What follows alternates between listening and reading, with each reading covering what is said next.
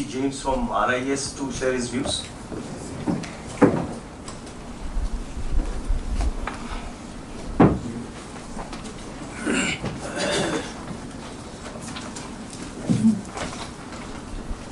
Thank you and very good morning to all of you. Dr. P.K. Anand, Dr. Atin Roy, Dr. Ajit.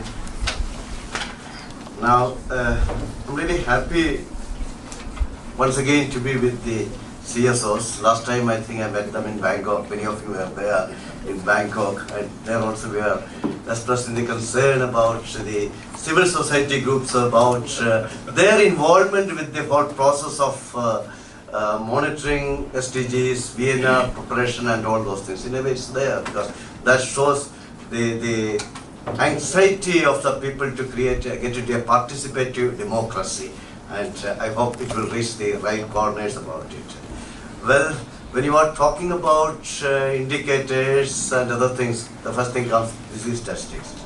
And well, one often remember about the whole thing which may be attributable to Benjamin Disraeli or Mark Twain, that there are three kinds of lies, damn lies, and statistics.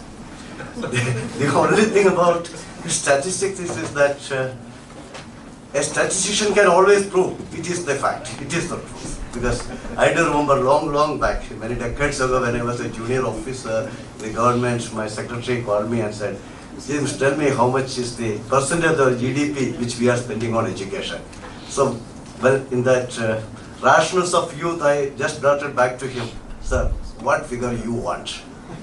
He said, I want the fact. I said, no sir, I can give you any percentage which you want. If you want me to give you 2%, I'll give you. You want 3%, I can even give you 5%. Say, how it is possible? I say, it's only a question of what all we include in the calculation. As simple as that thing. If you go for the real public expenditure which government of India is spending, is very low. You add the state government, number goes up. You add the local, this thing, it goes on, like then out of pocket expenditure, blah, blah, blah, blah. You go on to say. So that is what any statistician will do. So that is the beauty of it. So then what for? The question is which he asked is, what are these things? Well, as Dr. Anand mentioned, we need some kind of scale.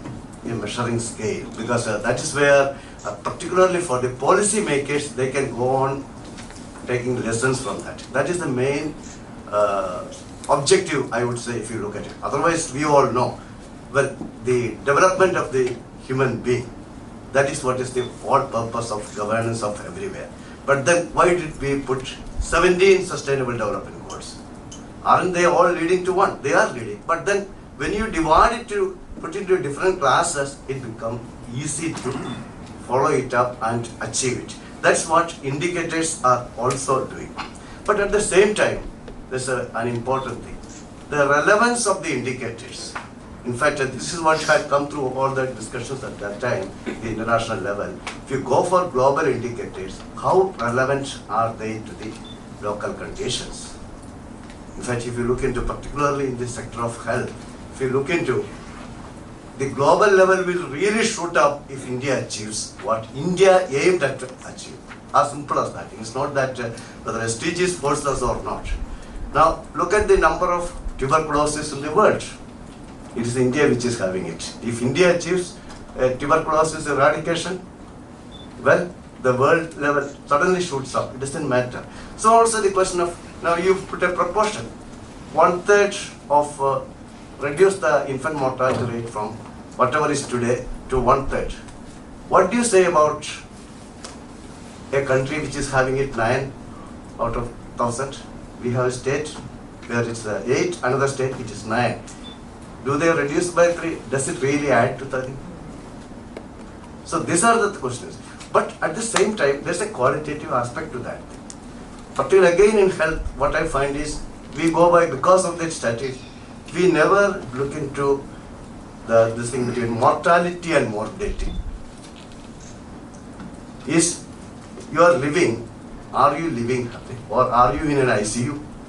If you are in a permanent ICU, is it really health? Is that the objective of health for all? So these are the issues which when you are tackling the issue of framing the national indicators, we have to look at it. One, National indicators alone will not do.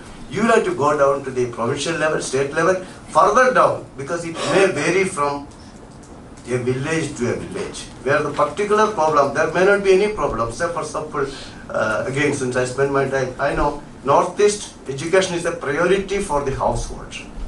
So that time, introducing the non-formal education, it was a big mistake. Because they were not asking for, they were selling their landed property to get people educated. So in that situation, what would be your indicators? What are the achievements of those things? So it's the case with any of this. Yeah, I mean, we have this manufacturing sector indicators, industry. Now, there are states which may not be too much into the manufacturing, but into the service sector. Or that can be states which can achieve much more in the agricultural districts. As a country, being a large country, we have what I would say all these luxuries or flexibilities, which enable us to develop as a total. So this local specificity of the aspect, that will also have to be accounted for this thing.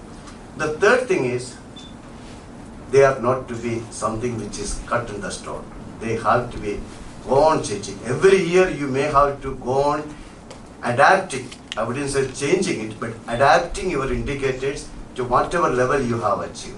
Again, you can see, if you compare the SDGs with what are the national goals which the government has set in its own various pronouncements, including in health or education, sometimes we were supposed to achieve our things much earlier. Are we going to delay it? Obviously not, or it should not be this thing. So therefore, these goals, these indicator things will have to be periodically updated and adapted to the particular level which we have reached, and that and the fourth thing is, well, many of those things, because many a time when I talk to our statistical friends and others, they say, no, that's now, just now mentioned about tier 1, tier 2, tier 3. Yes, we academics have been writing it. But most of the academics are not technicians. They are not looked into, yet technology has made it so easy nowadays to monitor anything, which is being done, but nobody recognizes it. Each of your movements can be mapped. Personalized medicine is one of the new areas where pharmaceutical industry is getting into.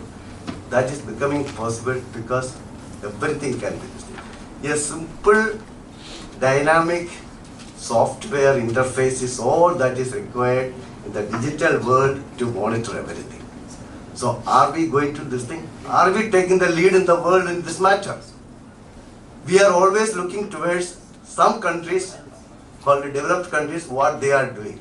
But many areas, we have moved much ahead of them. That's essentially because of this thing. If this kind of a proper dynamic interface software is developed, there's no need for this thing. Real-time data, no questionable sample collection, actual data would be available with the authority whosoever wants it.